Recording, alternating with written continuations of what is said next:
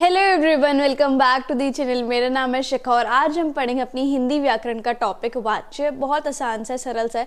जल्दी से मैं आपको समझा देती हूँ कि इसमें है क्या। स्टार्ट करने से पहले 3 इंपॉर्टेंट चीज़। अगर आपको कोई भी डाउट आए तो आप मुझे इंस्टाग्राम पे फॉलो करके डीएम कर सकते हैं। और अगर आपको ये पीडीएफ चाहिए जिसके अंदर आपको नोट्स भी मिलेंगे, इंपॉर्टेंट क्वेश्चन भी मिलेंगे, प्रीवियस ईयर क्वेश्चन भी मिलेंगे, मतलब all in one combined PDF चाहिए तो वो आपको मिल जाएगी टेलीग्राम पर। थर्डली, अगर आपको रेगुलर टेस्ट सीरीज में पार्टिसिपेट करना है तो you can follow me on WhatsApp channel 2। तीनों के link, Instagram, Telegram and WhatsApp के लिंक आपको डिस्क्रिप्शन बॉक्स में मिल जाएगी। Make sure you follow on all the 3 platforms. ठीक है, तो वाच्य का मतलब क्या होता है? बोलने का विषय या फिर बोलने योग्य, है ना।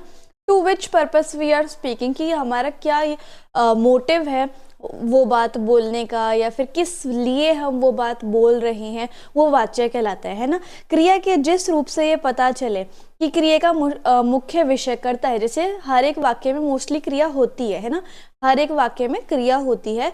तो क्रिया जो है वो किसके ऊपर फोकस कर रही है? कर्ता के ऊपर, कर्म के ऊपर या भाव के ऊपर, उसे हम कहते हैं वाच्य। ठीक है, इसका ज्यादा मतलब आपको नेक्स्ट लाइंस में समझ आएगा। देखो, वाच्य के कौन कौन से भेद होते हैं? कर्तृवाच्य, कर्मवाच्य और भाववाच्य, ये 3 भेद होते हैं ना।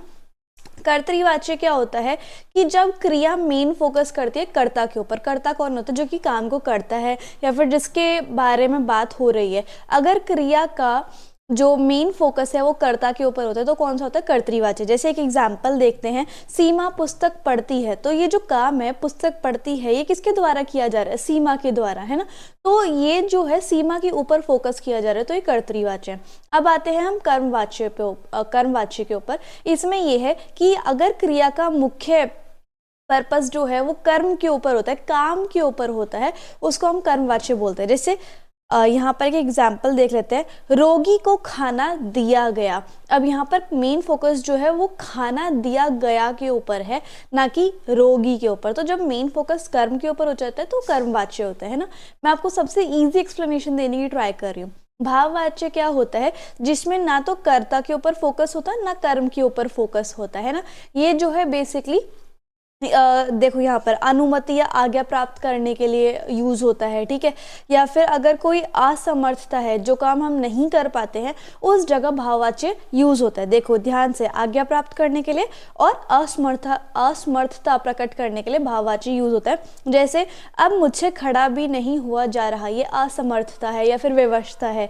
मैं दिन भर भूखा नहीं रह सकता, ये भी असमर्थता है। तो ये जो हो गया वो क्या हो गया? भाववाच्य हो गया। ठीक है, तो अब जो है हमें कैसे क्वेश्चन आ सकता है कि हमसे पूछा जाए कि ये कौन सा वाच्य है। जैसे कि मैंने गाना गाया, फोकस किसके ऊपर हो रहा है? मैंने के ऊपर, तो ये कौन सा हो गया? कर्तृवाच्य।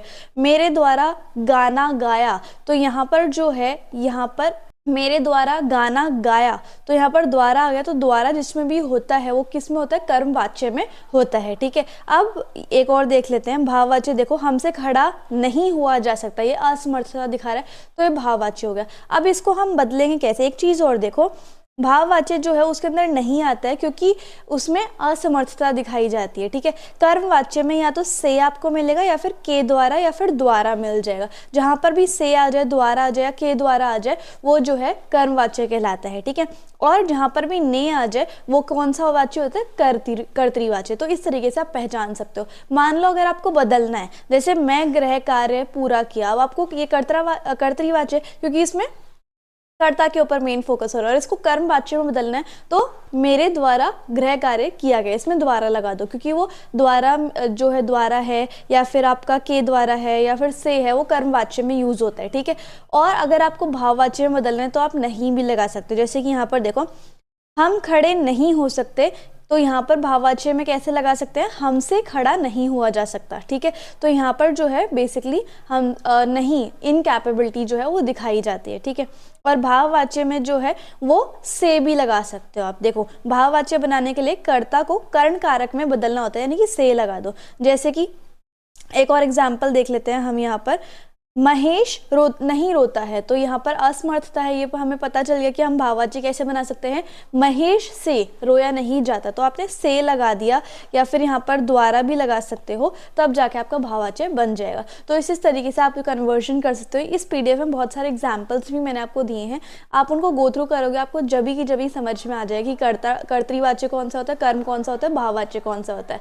तो इसी के साथ साथ हमारा जो टॉपिक है वो खत्म होता है। सो आई होप आपको वीडियो और एक्सप्लेनेशन बहुत अच्छी लगी होगी। So if you like the video and the explanation, then please like, share, comment and subscribe the channel. Also follow on all the platforms. Thank you so much.